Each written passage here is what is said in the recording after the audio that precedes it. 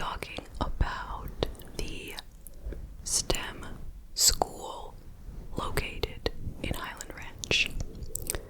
The STEM school is a public charter school that focuses on science, technology, engineering, and math, hence its name, STEM. It teaches children from kindergarten all the way through 12th grade. I just want to mention that this particular school is about 7 miles from the infamous Columbine High School, where 13 people lost their lives in 1999.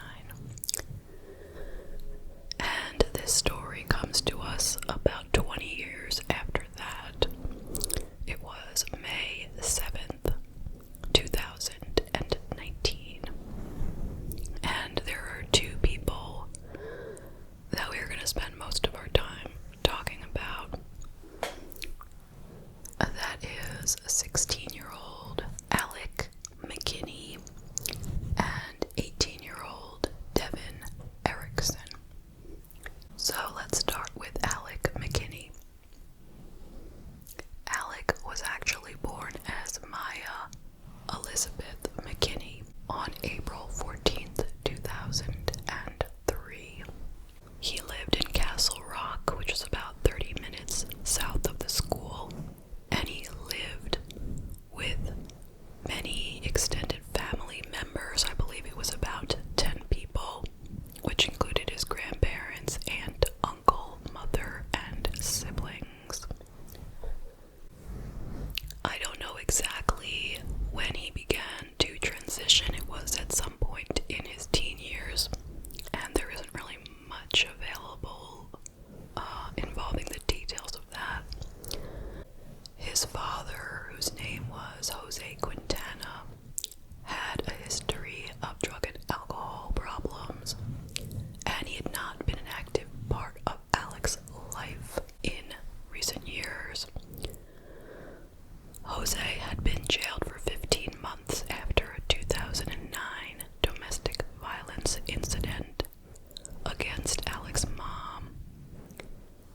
Jose was a coyote, and he led undocumented immigrants from Mexico into the U.S., and he was also a drug mule. He used to beat Alec's mother regularly, oftentimes in front of the children, and he was deported from the U.S. to Mexico on 3 occasions. The most recent was in 2018. Alec spent a lot of his time watching his 2 younger siblings for his mother, who was oftentimes out with her boyfriend, and she was often using alcohol and drugs, sometimes in front of the kids. And she even admitted herself later that she did not pay enough attention to the children, even though Alec especially was having a lot of mental health issues.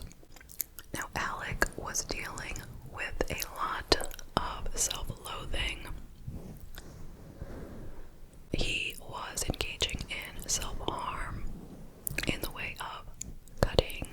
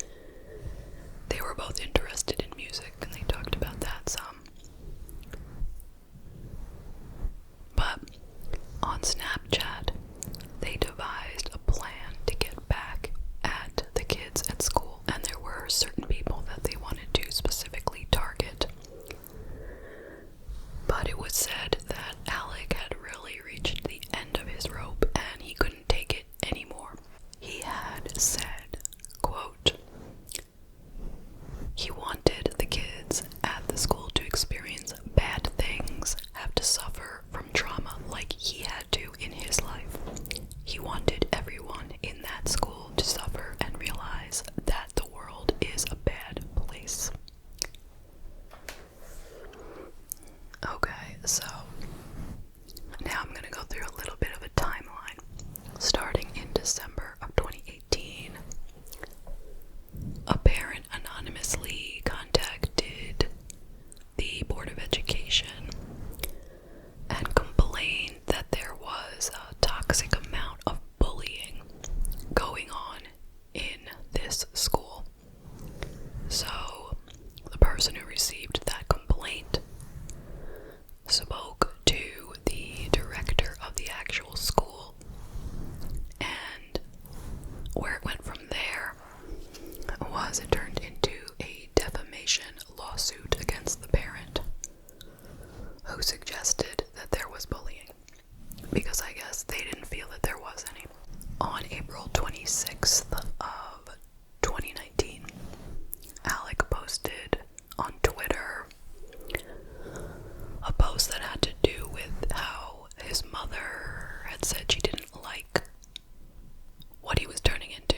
That she didn't like the new Alec, and when could she get the old Alec back? To which Alec was saying, well, when can I get my father back? So Alec was expressing the fact that he was missing his father, who had been deported to Mexico.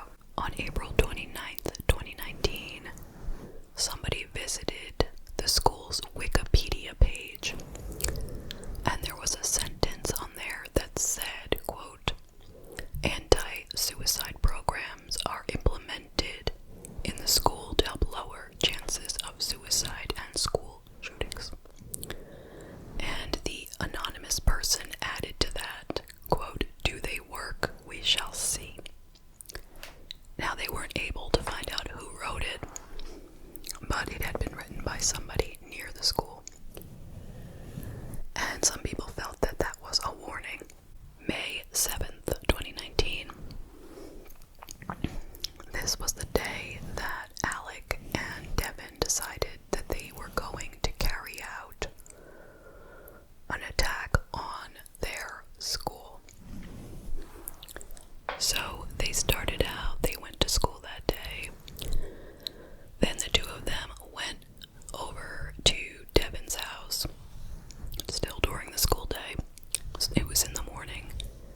And they broke open Devon's parents' gun safe. You know, they got whatever tools they needed to just whack this thing open. It wasn't an easy job, but they did it.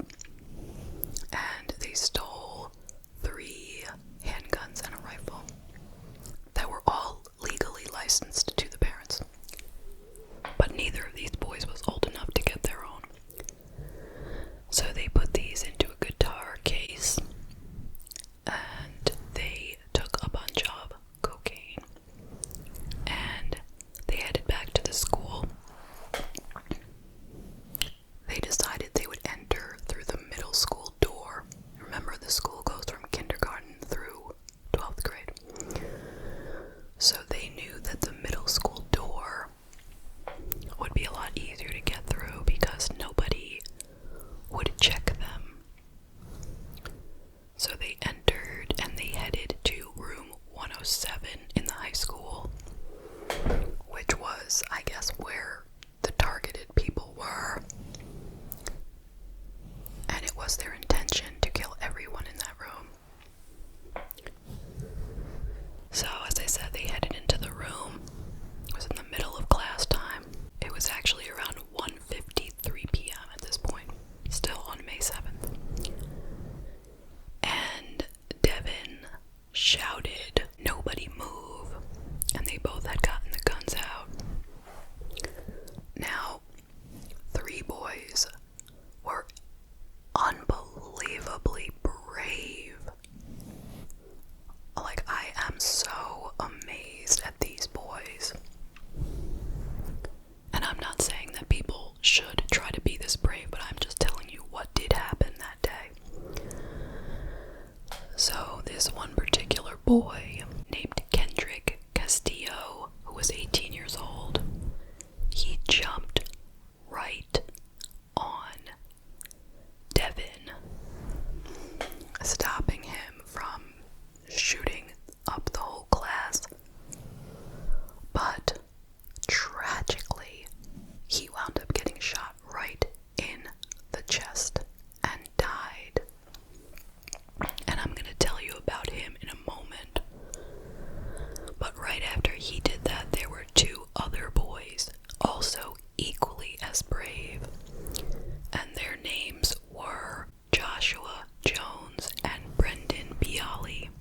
Joshua wound up getting shot 2 times, but he survived, and Brendan managed to get the gun out of Devon's hand. So these 3 young men most probably saved a lot of lives that day, because while this was happening, Alec was guarding the door to make sure nobody would leave. Now let me stop for one moment, okay? There's more to tell, but let me just tell you a little bit about Kendrick Castillo, because I think it's really important that we pay a little tribute to this young man. Now, he became a local hero after this happened, and here are some of the things that his father said to describe Kendrick. He was a calming presence. He never hated or got angry. If the father got upset at a driver on the road, Kendrick was the one to talk him down. When Kendrick was a child, he once put himself in timeout after his parents scolded him. Kendrick was not afraid to show his faith. He quietly prayed over a Taco Bell meal when eating out. He loved the outdoors, space, and robotics. He set goals and worked towards them. When friends fought, he tried to bring them together. He stood up for what was right and ultimately died living by that standard. He was truly one of a kind. Alright, let's get back to what was happening. Alec shot 4 people who all survived. But then he was attacked by an armed security guard, the security guard for the school, who managed to wrestle him down and get the gun away from him. But then, moments later, he saw the muzzle of a gun coming around the corner, and he thought it was the other suspect. So he shot 2 shots at that person. But it turned out that was actually a deputy from the sheriff's office who had come down to respond to this horrible, horrible crisis. Now, the shots did not hit the deputy, but they went through the wall, and they hit 2 students inside of the classroom. But even so, that security guard, in my opinion, is a hero because he did get the gun away from one of the killers. So even though, unfortunately, this, as they call it, friendly fire hit 2 people, I'm hoping he saved a lot of others. And overall, when it was all said and done, 9 people were shot, but only 1 died, and that was Kendrick. Everyone who was shot was a student, and the youngest was 15 years old. Now, the police had come within 2 minutes' time, so they responded very quickly, and they had seen some tactical gear in Devon's car. They sent down a bomb disposal robot to check out the car in case there was anything there, but there was nothing there. So now Alec and Devon were both promptly arrested, and they were brought to 2 separate locations. And the way the story went, they both said that the ringleader was Alec, and that Devon was only brought in the day before, and that he was only doing it because he had been threatened by Alec. So that was the story. And they were both charged with 30 criminal counts, 1 count of first-degree murder, and 29 counts of attempted first-degree murder. Now, Devon was already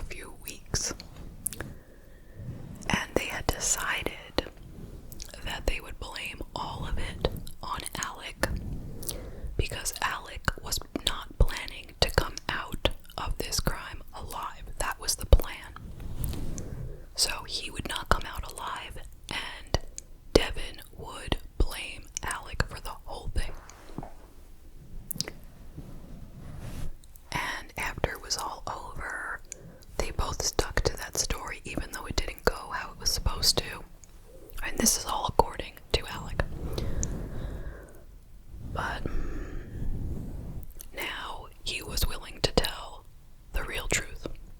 So that did not look too great for Devon. And Devon's lawyers said that he wasn't a monster. He was just a mixed up kid, and he had been manipulated by Alec, who was a much more disturbed person. He had been manipulated by him to do this. But regardless, he was found guilty, and his sentence was life in prison without parole plus 1,282 years. That is a lot, and that is the case. So what do you think? Well, I'll tell you a little bit of what I'm thinking. First of all, it goes without saying that my heart goes out to all of the victims of this case, and there are so many. But of course, we'll start with Kendrick Castillo, who gave his life but died as a hero. Of course, my heart goes out to all of Kendrick's family. What an awful, awful thing to have happen to your 18-year-old son. Terrible. And all the other victims who were shot. Luckily, they all survived. And to everyone who was at the school that day, I'm sure they are all extremely traumatized. And I just hope that everyone gets help so that they can get through this. It's just so unfair that these people showed up at school either for their job or because they were a student, and they had to deal with this. It is just absurd. Absolutely ridiculous. But why did this happen?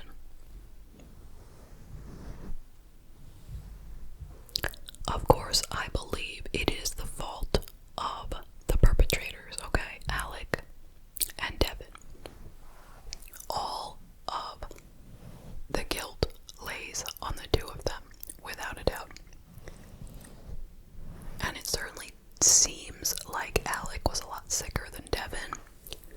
But as you noticed, I didn't have that much information about Devon, and I think it might be because all this stuff came out about Alec's background when they were trying to get him to be tried as a juvenile. All the information about his mental health and his family was put out there to say, hey, give this kid a break. He's been through so much. Look at all the problems he's been through. His father, being deported and all these mental health things.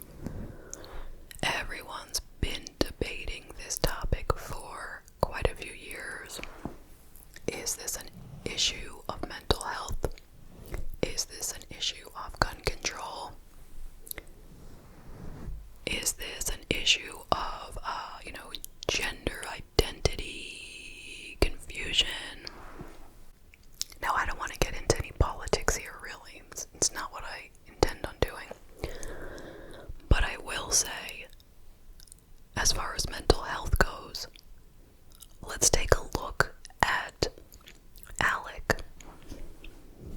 He was getting mental health treatment. You know, it's not like he went under the radar and nobody knew he had problems. He'd been in the hospital 6 times in the prior year.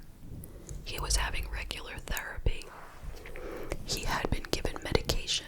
He wasn't taking it, but he had been given it. So that's not a case of him just not receiving treatment. It's just a case of the treatment not working. I mean, for sure this happened because of his mental health, but he was getting treatment. So what do we say to that? So I think I am going to leave it there before I get into anything too controversial.